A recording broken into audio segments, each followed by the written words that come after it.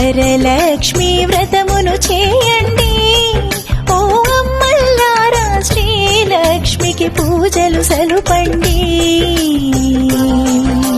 కొలుచువారి శ్రీ కల్పవల్లి అట, తలచువారి సిరి పంట నీవట.